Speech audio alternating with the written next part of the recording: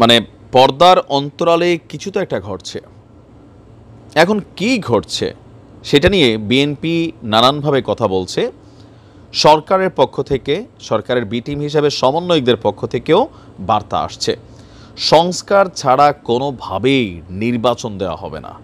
BNP বলছে সংস্কার চলমান প্রক্রিয়া, আপনারা নির্বাচনটা দেন, তারপরে আমরা বাকি সংস্কারটা করব।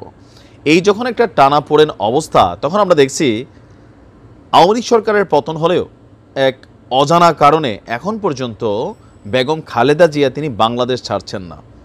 মার্কেটে কেউ কেউ গসিপ করছেন যে -2 ফর্মুলার চিন্তা কিন্তু সরকারের আছে।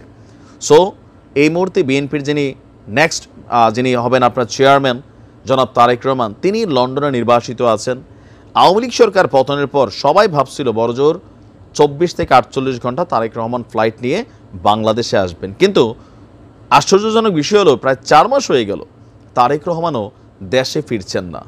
মির্জা ফখরুল ইসলাম তিনি ছুটে ছুটে লন্ডনে যাচ্ছেন, নির্দেশনা নিচ্ছেন, আবার দেশে আসছেন। তো এই সকল কিছু মিলিয়ে সকলের মনেই নানান ধোঁয়াশা, জটিলতা, চিন্তাভাবনা দেখা দিয়েছে। এর মাঝখানেই আলোচনার প্রধান ইস্যু যেটা হচ্ছে নির্বাচন। দর্শক, নির্বাচন নিয়ে এবার একটা ধামাকাধার বক্তব্য দিয়েছেন আমাদের যিনি একজন উপদেষ্টা আছেন এবং তিনি খুবই গুরুত্বপূর্ণ একটা মন্ত্রণালয় সামলান, সেটা হচ্ছে পরিকল্পনা উপদেষ্টা। এখন এই পরিকল্পনা উপদেষ্টা যে বক্তব্য দিয়েছে, এটাও কি তার ব্যক্তি মতামত, নাকি উপদেষ্টা বৈঠকে যেই আলোচনা হয় বিভিন্ন ইস্যুতে, বিশেষ করে নির্বাচন ইস্যুতে, সেইখান থেকে পাওয়া কোনো তথ্যের ইঙ্গিত, সেটা কিন্তু আমরা ক্লিয়ার না। তবে আগামী বছরই মানে 2025-এই জাতীয় নির্বাচন হবে, এমনটাই বলছে আমাদের পরিকল্পনা উপদেষ্টা। আসুন দেখি তার বক্তব্যের মূল অংশটা কি। পরিকল্পনা এবং শিক্ষা উপদেষ্টা অধ্যাপক ডক্টর ওয়াহিদুদ্দিন মাহমুদ তিনি বলছেন, অন্তর্বর্তী সরকার হচ্ছে স্বল্প সময়ের সরকার, এটা আমরা জানি। সো আগামী বছরই দেশে রাজনৈতিক সরকার দেখা যাবে। এখন আমরা আগামী বছর কি আদৌ রাজনৈতিক সরকার দেখার সুযোগ আছে? আপনার নির্বাচন কমিশন যেটা গঠন হয়েছে, তো সেই নির্বাচন কমিশন আসলে কতদূর এগিয়েছে যে আগামী বছর নির্বাচনটা দিয়ে দেবে? এখানে সবচেয়ে বড় একটা জটিল কুটিল প্যাচ হচ্ছে ভোটার তালিকার হালনাগাদ করা। আইডি কার্ডের ইস্যু আছে, ভোটার তালিকা আওয়ামী লীগের সময়টা একরকম করা হয়েছে। সো এখানে অনেক কি বলা যে পরিবর্তন, সংযোজন, বিয়োজনের ইস্যু আছে। তারপরে হচ্ছে নির্বাচনের বিশাল একটা আয়োজন, কোন কোন দল নির্বাচনে অংশগ্রহণ করতে পারবে, কোনটা পারবে না। যেহেতু আওয়ামী লীগ এখনও নিষিদ্ধ হয়নি, আওয়ামী লীগকে নির্বাচন করতে পারবে, মানে এখানে কিন্তু একটা হিউজ একটা আয়োজন আছে। বাট তিনি হঠাৎ করে এই যে কথা যেহেতু বলছেন, বিষয়টা কি এরকম যে ধরেন হুট করে ক্ষমতা ছেড়ে দিবে সরকার, তাড়াহুড়া করে একটা নির্বাচন দিয়ে তারা সরে যাবে, মানে অন্তর্বর্তী সরকার? আমাদের অর্থ উপদেষ্টা বা পরিকল্পনা উপদেষ্টা বলছেন, দেশের বর্তমান পরিস্থিতিতে এই সরকারের পক্ষে স্বল্প সময়ের মধ্যে উচ্চ আয়ের দেশে বাংলাদেশকে নিয়ে যাওয়া সম্ভব না। এটা প্র্যাকটিক্যাল, আমরা মানি। এটার জন্য রাজনৈতিক সরকার দরকার। তিনি বলছেন, বাংলাদেশে এখন যে সম্পদ আছে তার অধিকাংশই আছে কাগজে, বাস্তবে নাই।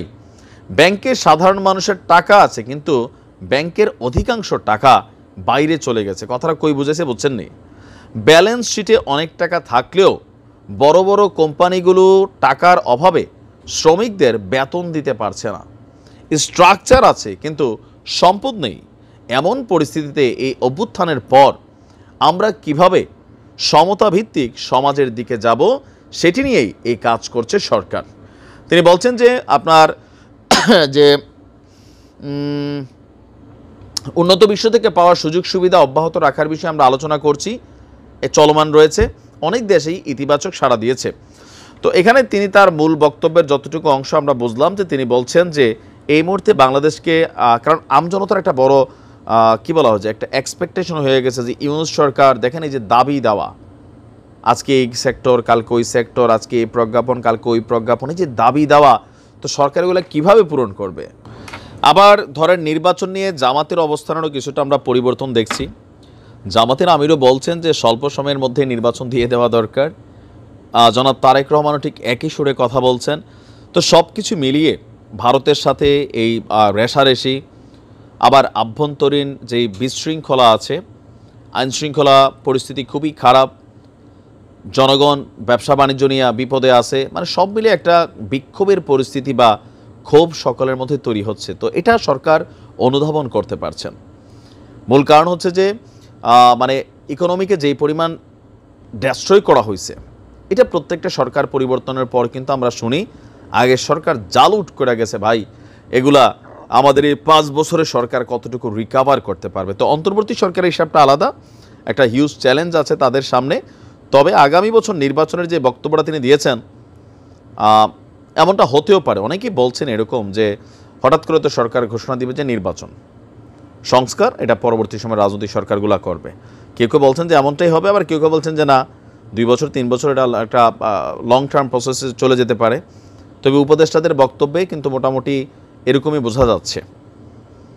এর আগে আমাদের প্রধান উপদেষ্টা বলছিলেন যে রাজনৈতিক দলগুলো যখন চায় তখনই নির্বাচন দিয়ে দিব, কারণ বিষয়টা তিনার উপর অনেক ধরনের প্রেশার হয়তো বা তৈরি হচ্ছে, বয়স্ক মানুষ। তো দেখা যাক কি হয়। ভালো থাকুন।